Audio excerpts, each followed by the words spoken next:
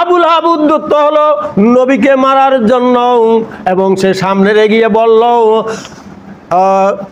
তাব্বাল্লাকা সায়ের আলিয়াম, তোমার গোটা জীবন ধ্বংস হোক। তুমি আমাদেরকে এই কথা বলার জন্য ডাক দিয়েছো, এই কথা বলার জন্য কি আমাদেরকে ডাক দিয়েছো? আমরা তো মনে করেছিলাম অন্য কথা। তাব্বাল্লাকা, তোমার গোটা জীবন ধ্বংস হোক। এই কথা বলার পর 40 বছরে যে লোকগুলা নবীর পক্ষে ছিল, আবু লাহাবের বিরুদ্ধে কথা বলার একটা লোকও পেল না।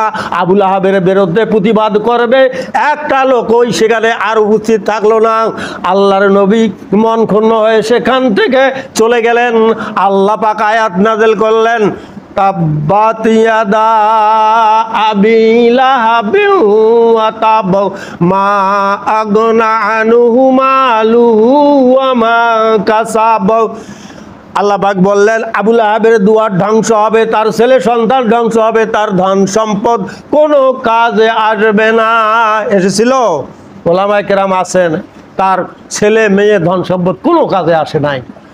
একথা এই জন্যই বলা হচ্ছে, সম্মানিত মুসলিমবৃন্দ, আজকে যারা এরকম শুধু মিলাদ নিয়ে ব্যস্ত, শুধু এই কাজেই ব্যস্ত থাকলে চলবে না। আল্লাহর দ্বীনকে কায়েম করতে হবে, রসুল যে কাজ নিয়ে এসেছেন সেই কাজগুলো করতে হবে। এই জন্যে বর্তমান সমাজে কতগুলা লোক আছে সেই আবু লাহাবের লোক।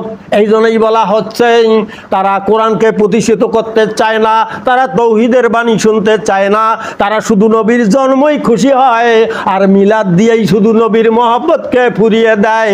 আর যখন নবী এই সমস্ত কথা বলে, এই জন্যেই এই সমাজে আবু লাহাবের এখনো চামচারা আছে যারা ইসলাম বিরোধী কাজ করে, তারা অবশ্যই এই কাজগুলা প্রতিষ্ঠিত করতে চায় না। এই জন্য তাদের মিশনগুলা সারা জায়গায় ছড়িয়ে দিয়েছে।